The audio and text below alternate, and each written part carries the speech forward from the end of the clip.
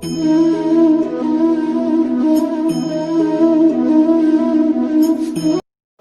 Chapter start કરીએ. Chapter number 7 પ્રાણીઓમાં રચનાકીય આયોજન.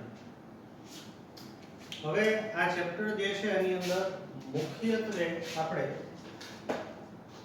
પેશી અથવા ખાસ કરીને પ્રાણી પેશી વિશેનો અભ્યાસ કરવાનો છે કે પ્રાણીઓની અંદર વિવિધ કેટલા પ્રકારની પેશીઓ જોવા મળે છે, એના કાર્ય શું છે, કયા પ્રકારના કોષ જોવા મળે વગેરે વગેરે. બીજું આ ચેપ્ટરની અંદર અળસિયું, વંદો અને દેડકો એનો જે દેહ છે એની રચના પણ આપણે જોવાની છે. વંદો, અળસિયું અને દેડકો એની અંદર જોવા મળતા મુખ્ય તંત્રો, પાચન તંત્ર, શ્વસન તંત્ર, પ્રજનન તંત્ર, ચેતા તંત્ર વગેરે પણ આપણે ઉપર છેલ્લું આ ચેપ્ટરની અંદર જોવાનું છે. પણ મેઇન વસ્તુ હોય તો પેશી. ચાલો તો ચેપ્ટર સ્ટાર્ટ કરતા પહેલા આપણે જોઈએ કે જે એક કોષીય સજીવ છે, એક કોષીય સજીવ, ઉદાહરણ તરીકે બેક્ટેરિયાની જો ચર્ચા કરીએ, ખાલી બેક્ટેરિયા જ નથી, પ્રોટિસ્ટા સમુદાયના પણ હજી તમને ખ્યાલ નથી પ્રોટિસ્ટા શું છે. તો એક કોષીય સજીવ બેક્ટેરિયા, અચ્છા બીજું નામ તમને ખ્યાલ હોય અમીબા. તો આ બધાની અંદર કોષ પોતે જ એક સજીવ તરીકે વર્તે, સજીવ તરીકે વર્તે છે. ચાલો આ તો 8મા ધોરણથી ખ્યાલ છે, આગળ વધી. એટલે કે સજીવ તરીકે જે પણ મહત્વની દેહ ધાર્મિક ક્રિયા, સજીવ તરીકે જે પણ મહત્વની દેહ ધાર્મિક ક્રિયા હોય, ક્રિયા થાય તે આ એક જ કોષમાં થતી જોવા મળે.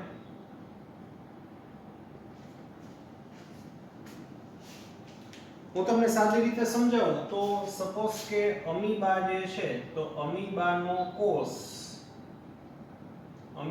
કોષ પાચન પણ પોતે જ કરે,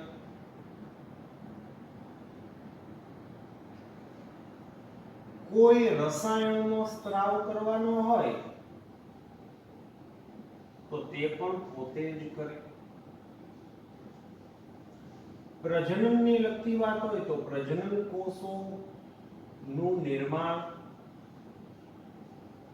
પોતાના કોષ અથવા પોતે જ એક જ કોષ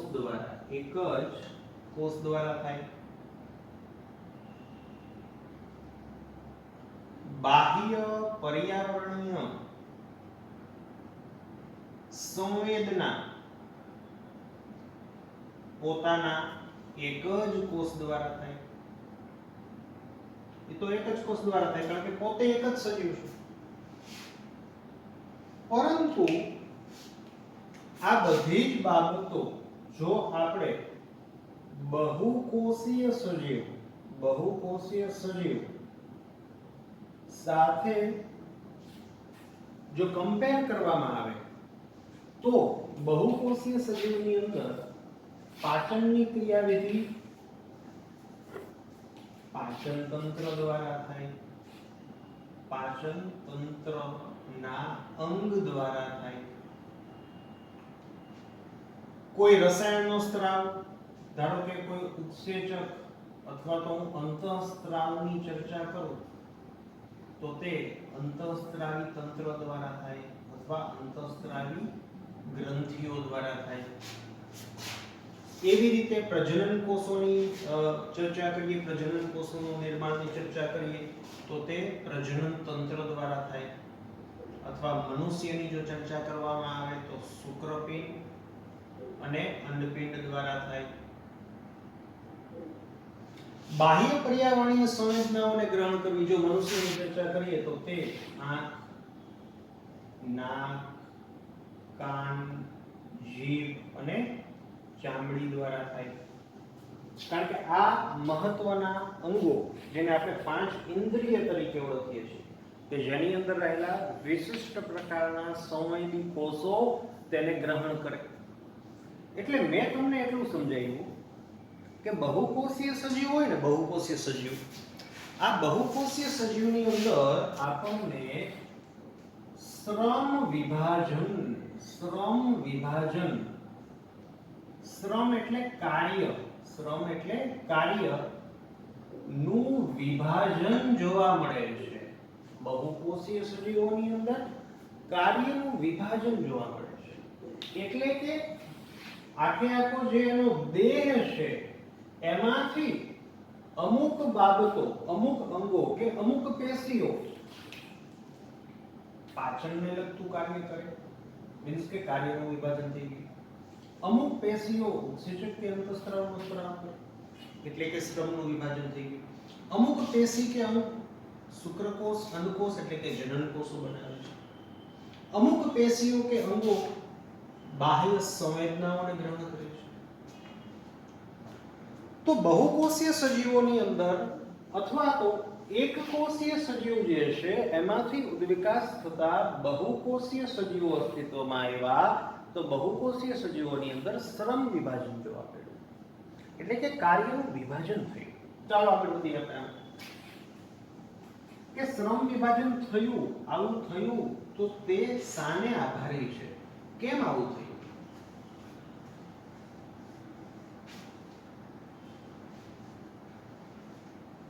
તો એનો જે બેઝ છે, શા માટે આવું થયું છે, એનો પાયો આપણે આ ચેપ્ટરમાં ભણવાનો છે.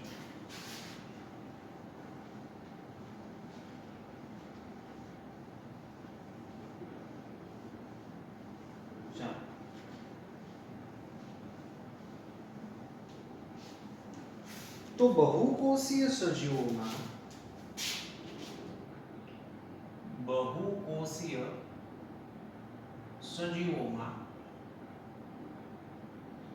જે શ્રમ વિભાજન જોવા મળે છે તેનું કારણ છે અલગ અલગ કાર્ય કરતા કોષોના સમૂહ આવેલા છે. બહુકોષીય સજીવોની અંદર એનું કારણ છે કે અલગ અલગ કાર્ય કરતા કોષોના સમૂહો આવેલા છે. જેમ કે આ એક કોષનો સમૂહ હું દોરું છું, આ અલગ પ્રકારના કોષોનો સમૂહ દોરું છું,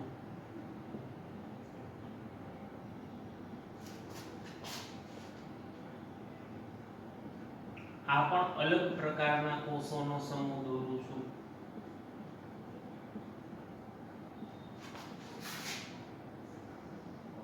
આ પણ કંઈક અલગ પ્રકારના કોષોનો સમૂહ દોરું છું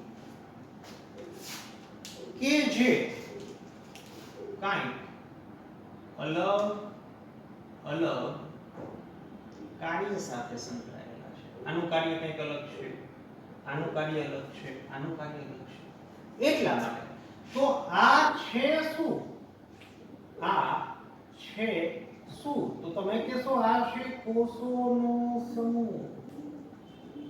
આ છે શું? કોષોનો સમૂહ. આ શું છે? કોષોનો સમૂહ. કોષોનો સમૂહ. તો તેને કહેવાય શું? તેને કહેવાય શું? બહુ સિમ્પલ વસ્તુ છે મિત્રો. તેને શું કહેવાય? તેને પેશી કહેવાય. તેને સામાન્ય રીતે પેશી કહેવામાં આવે છે. એટલે બહુકોષીય સજીવોની અંદર પેશીઓ જોવા મળે છે વિવિધ પ્રકારની. આ પેશીઓ વિવિધ પ્રકારના કાર્ય કરે છે. તેથી સામાન્ય રીતે બહુકોષીય સજીવોની અંદર શ્રમ વિભાજન જોવા મળે છે. ચાલો બીજી વાત કરીએ. અપવાદવાળી કંઈક વાત કરીએ. કે અમુક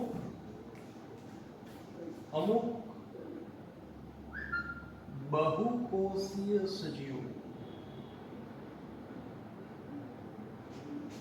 તમે ચેપ્ટર નંબર 4 નો અભ્યાસ કરશો ત્યારે ઘણા બધા એવા સમુદાયો તમારે ભણવાના છે કે જેની અંદર, જેમ કે હું તમને કહું, સછિદ્ર સમુદાય, કોષાંતરી સમુદાય, ઋતુભૂમિ સમુદાય, નુપુરક સમુદાય. તો અમુક બહુકોષીય સજીવ કે જેમાં અથવા કે જેનો દેહ ઘણા બધા કોષનો બનેલો છે, ઘણા બધા કોષનો બનેલ છે, પરંતુ અમુક પ્રાણીમાં કે અમુક આવા સજીવમાં કોષો સ્વતંત્ર રીતે કાર્ય કરે છે, અથવા તો પેશી રચના જોવા મળતી નથી. એટલે આનો મીનિંગ શું થાય કે સપોઝ કે આ એક સજીવ છે, એક પ્રાણી છે. અચ્છા, તમને ઝાડવું દેખાતું હશે એટલે ઓબ્જેક્ટ બદલાવી, પ્રાણી છે, વનસ્પતિ નથી. ચાલો, આ એક પ્રાણી છે, નીચલી કક્ષાનું પ્રાણી. તો આવું પણ જોવા મળે છે કે ઘણા ખરા બહુકોષીય સજીવની અંદર જો ઘણા બધા કોષો જોવા મળ્યા આપણને, ઘણા બધા કોષો જોવા મળે છે, પરંતુ આ કોષો સ્વતંત્ર રીતે પોતાનું કાર્ય કરે છે, એટલે કે એવા પણ કિસ્સાઓ છે, એવા પણ અપવાદ છે કે બહુકોષીય સજીવ કે જેનો દેહ ઘણા બધા કોષોનો બનેલો છે, પરંતુ એની અંદર શ્રમ વિભાજન નથી જોવા મળતું. એટલે કે સપોઝ કે આ કોષ છે તો આ કોષ પોતાનું પોષણ પણ જાતે જ મેળવશે, આ કોષ પોતાનું પાચન પણ જાતે જ કરશે, આ કોષને કઈ વસ્તુ બનાવવી હોય કે સ્ત્રાવ કરવાનો હોય, મીન્સ કે દરેક કોષ સ્વતંત્ર રીતે કાર્ય કરે છે. મનુષ્યની અંદર એવું નથી. આજે આપણા શરીરની અંદર અમુક કોષો કે અંગ અન્ય અંગ ઉપર ડિપેન્ડ કરે.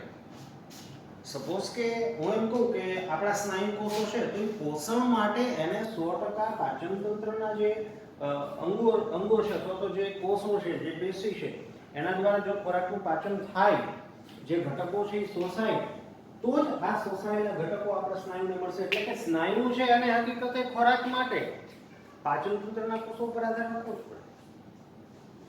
એવી જ રીતે બાહ્ય પ્રતિકાર શું છે અથવા તો બાહ્ય પર્યાવરણીય પરિબળો જે છે એમાં ચેન્જીસ થાય. તાપમાન વધે તો આપણે વહી જવું પડે છાયામાં, કે આપણને દેખાય કે પૂર આવે છે તો જીવ બચાવવા માટે ભાગો, તો ચેતાતંત્રની જરૂર પડે. એના માટે આપણા શરીરના દરેક કોષોને પોષણ મેળવવા માટે રુધિર થ્રુ પોષણ મળે, પણ એ રુધિરના વહન માટે હૃદયની જરૂર પડે છે. એટલે કે દરેક અંગને કે પેશીઓને કે કોષોને શ્રમ વિભાજન જોવા મળતું હોવાથી અન્ય કોષો પર ડિપેન્ડ કરવું પડે, ડિપેન્ડન્સી દેખાય. તો એવા પણ સજીવો છે કે જે બહુકોષીય છે, પરંતુ તેવા સજીવોની અંદર દરેક કોષો પર્સનલી, જાણે કે એક કોષીય સજીવ કેમ પર્સનલી પોતાનું જે મેનેજમેન્ટ કરતું હોય, એવી રીતે પર્સનલી પણ જેને કહેવાય કે કોષ જે છે સ્વતંત્ર રીતે પોતાનું મેનેજમેન્ટ કરે, એવું પણ જોવા મળે છે. તમે ચેપ્ટર નંબર 4 ભણશો તો ત્યારે તમને શરૂઆતની અંદર અમુક નીચલી કક્ષાના પ્રાણીઓ કે જેનો દેહ બહુકોષીય છે, પરંતુ તેઓના કોષો સ્વતંત્ર રીતે જેને કહેવાય કે પોતાનું કાર્ય કરતા હોય છે, એવું પણ તમે જોઈ શકો છો. ચાલો, તો ચેપ્ટરની અંદર આપણે આગળ વધીએ.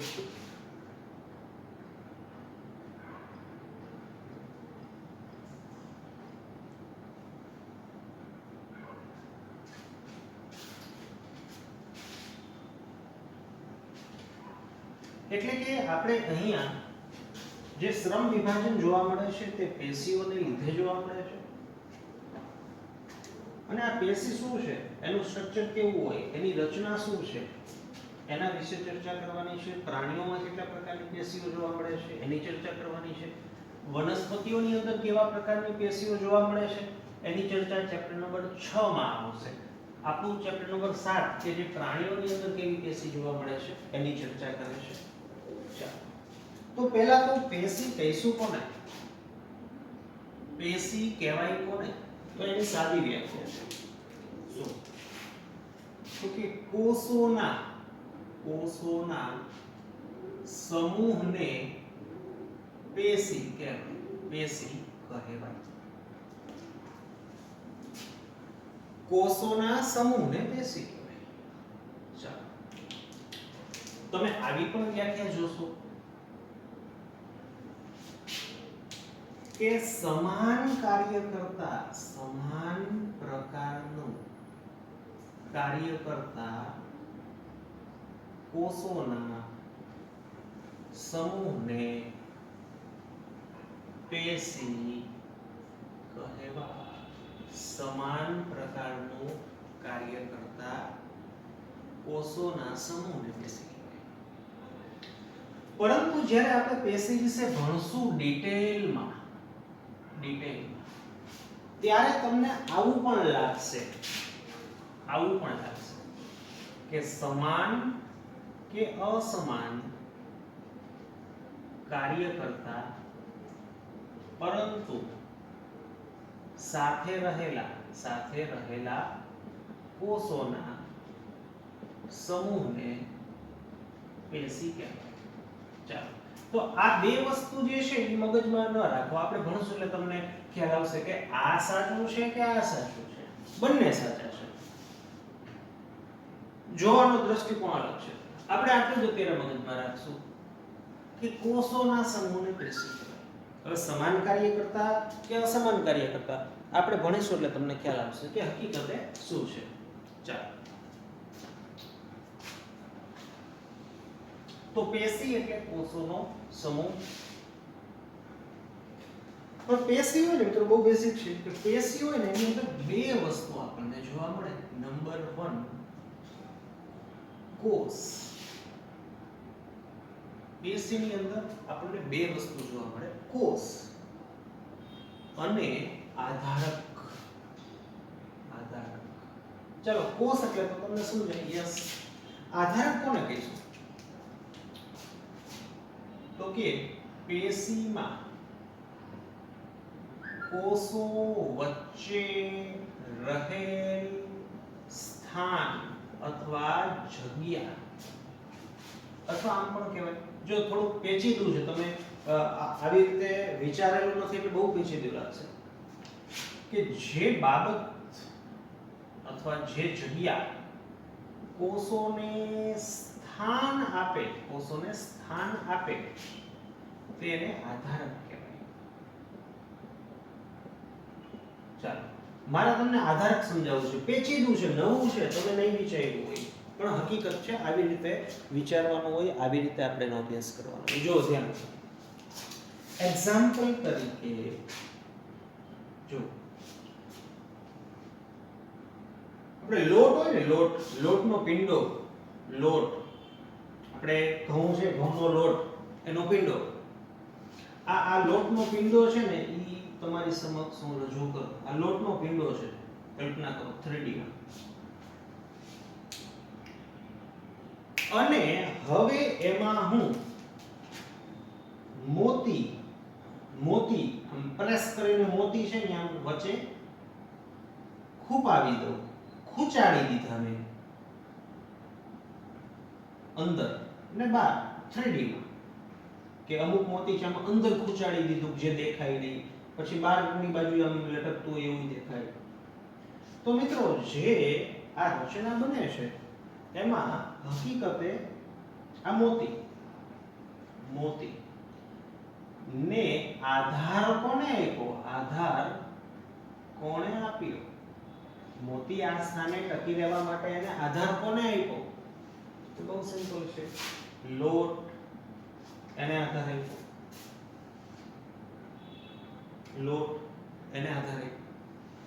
તો મિત્રો જે લોટ છે ને એને આધારક કહેવાય. શું કહેવાય? આધારક.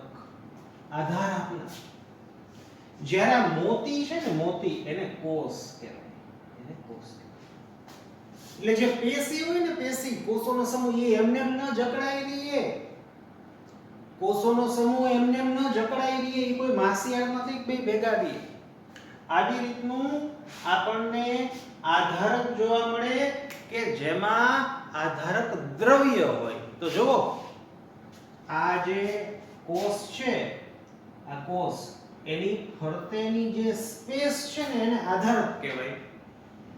કે જેમાં આધારક દ્રવ્ય હોય, તો લોટ છે ને એ આધારક સ્થાને રહેલું આધારક દ્રવ્ય કહેવાય. આધારક દ્રવ્ય કહેવાય. એટલે કે આધારક અને આધારક દ્રવ્ય બંને અલગ બાબત કહેવાય મિત્રો. ઓમ જોશો તો એક લાગે, આમ તમે જોવો તો અલગ લાગે. કે આધારક એટલે એ સ્પેસ છે, જગ્યા છે કે જ્યાં શું હોય, આધારક દ્રવ્ય. એટલે ભૌતિક રીતે જોવો તો બે અલગ કહેવાય અને બંને એક પણ કહેવાય. આ જે સ્પેસ છે ને, એ આધારક છે કે જેમાં આધારક દ્રવ્ય તરીકે હવા છે. ચાલો, બહુ આપણે એમાં નથી પડવું, પણ મેં તમને એટલું સમજાવ્યું કે પેશીઓની અંદર કોષો હકીકતે તેની ફરતે રહેલા દ્રવ્ય દ્વારા જકડાયેલા હોય, જેને આધારક દ્રવ્ય કહેવાય.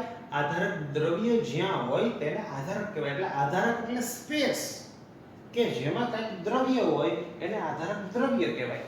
કે જેમાં કોષો જકડાયેલા હોય. એટલે તમારે 3D મોડેલ વિચારવું પડે પેશી કે આવી રચના હોય. ચાલો, તો પેશીની અંદર બે વસ્તુ, કોષ અને આધારક.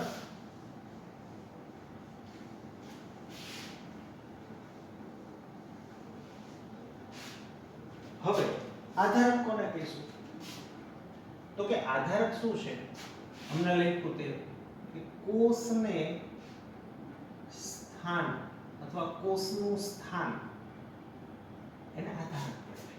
એને સ્થાન આપતી જગ્યા, કોષને સ્થાન આપતી જગ્યા. હવે આ જગ્યામાં શૂન્ય અવકાશ હોય તો કોષ કેમ એમને ટકેલા રહે? એટલે ત્યાં શું હોય? ત્યાં આપણને આધારક દ્રવ્ય, કંઈક દ્રવ્ય જોવા મળે જેથી જકડાયેલા રહે. તો કોષને સ્થાન આપતી જગ્યા કે જ્યાં કોઈ દ્રવ્ય જોવા મળે, દ્રવ્ય જોવા મળે, જેને આધારક દ્રવ્ય, આધારક દ્રવ્ય તરીકે ઓળખવામાં આવે છે, તરીકે ઓળખવામાં આવે છે.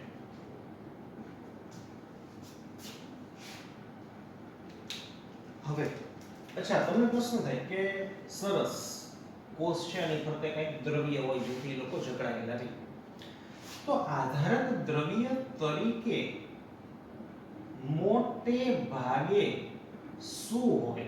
મોટે ભાગે લખ્યું છે એટલે જે પણ હું તમને લખવાનું છું ઈ જ હોય એવું નહીં, મોટે ભાગે આ હોય. કે આધારક દ્રવ્ય તરીકે મોટે ભાગે શું હોય? લોખંડ હોય, સ્ટીલ હોય, એલ્યુમિનિયમ હોય, રબર હોય, પ્લાસ્ટિક હોય? નો. આધારક દ્રવ્ય તરીકે મોટે ભાગે મહદઅંશે પ્રોટીન જોવા મળે, પ્રોટીન જોવા મળે. એટલે મેં એવું નથી કીધું કે આધારક તરીકે અથવા આધારક દ્રવ્ય તરીકે પ્રોટીન જ હોય. પ્રોટીન તો હોય જ, પણ એની સાથે અન્ય ઘટકો પણ હોય, અન્ય બાબતો પણ હોય. બાબત કરતા અન્ય ઘટકો શું હોય આપણે ચર્ચા કરી. ચાલો, પ્રોટીન આવે ક્યાંથી? સ્પેસમાંથી આવે? જમીનમાંથી આવે? નો. પ્રોટીન ક્યાંથી આવે? આ પ્રોટીન પેશીના, આ પ્રોટીન પેશીના કોષ દ્વારા જ બને. મોટે ભાગે એટલે કે આમાં અપવાદ એ છે એટલે હું મોટે ભાગે બોલું છું કે મોટે ભાગે કોષનું આધારક એટલે કે આધારક દ્રવ્ય જે છે તે પેશીના કોષો દ્વારા બને. આપણે ભણશું અપવાદ એ છે કે અમુક પેશીઓ એવી છે કે જેનો આધારક પોતાના કોષો દ્વારા નથી બનતો. એ પેશી જે છે આપણે ભણી ગયા છે પણ તમને ખ્યાલ નથી, આપણે ભણશું એટલે આવશે. એટલે મિત્રો કે આ સપોઝ કે પેશીનો ટુકડો છે, આ પેશીનો ટુકડો છે કે જેમાં વચ્ચે આપણને કોષો જોવા મળે. તો આવી ઘણી બધી ઘણી બધી પેશીઓ જોડાઈને અંગ બને. સપોઝ કે અંગ છે. હવે ઘણા બધા અંગો n નંબર ઓફ અંગ બનીને અંગતંત્ર બને. n નંબર ઓફ અંગતંત્ર બનીને આખું શરીર કે દેહ બને. તો તમે મને કહો જોઈએ કે દેહ છે તે ફક્ત કોષનો જ બનેલો છે, કોષનો જ બનેલ છે? જવાબ છે ના. તો કે દેહ છે તે કોષ પ્લસ એની ફરતે જે આધારક છે એનો બનેલો છે.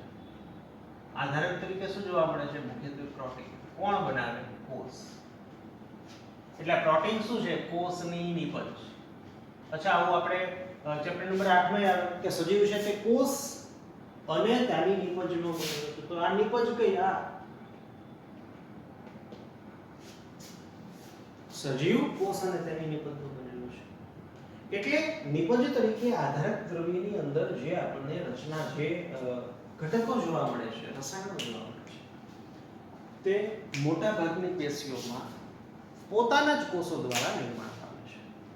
જ્યારે અમુક અપવાદ છે કે અપવાદ રૂપે અમુક પેશીઓની અંદર આધારક દ્રવ્ય જે છે તે પોતાની પેશીઓના બદલે અન્ય પેશીઓ દ્વારા નિર્માણ પામે છે. ચાલો, જે હોય. તો મેં તમને બે વસ્તુ સમજાવી. એક વસ્તુ સમજાવી કે પેશી છે એમાં કોષ હોય, બીજું એક જગ્યા કે જેને આધારક કહેવાય કે જેમાં કંઈક ભર્યું હોય તો કોષો ચોંટે. તો પેશીની અંદર આધારક દ્રવ્ય પ્લસ કોષ એમ બે વસ્તુઓ જોવા મળે આપણને. આ પેશી. રેડી? ચાલો. પછી આપણે ડિટેલમાં જ્યારે પેશીઓ સ્ટાર્ટ કરીએ એટલે એમાં ઘણા બધા ફેરફારો આપણને જોવા મળે કે અપવાદ રૂપે અમુક પેશી છે એમાં આધારક નહીવત હોય છે, નથી હોતું, આમ છે. પણ આ બેઝિક વસ્તુ કે મનુષ્ય ડાયા હોય પછી અપવાદ રૂપે અમુક ગાંડા હોય એના જેવી વાત છે. ચાલો. તો આવું થાય. સાદું સ્ટ્રક્ચર હું દોરું ને તો આ કોષો છે પેશીના.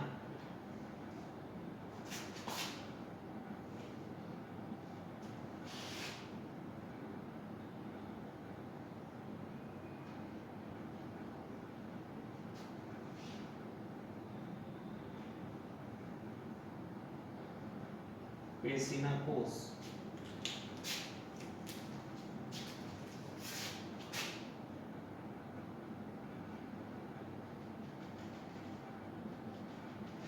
તો આ જે સ્પેસ છે 3D માં વિચારવાનું થાય તમારે. આ જે સ્પેસ છે એને શું કહેવાય? આધારક કહેવાય. આધારક. ત્યાં શું જોવા મળે? કંઈક દ્રવ્ય જોવા મળે. મહદ અંશે પ્રોટીન જોવા મળે. તો સપોઝ કે આ પ્રોટીન તંતુઓ હું દોરું છું.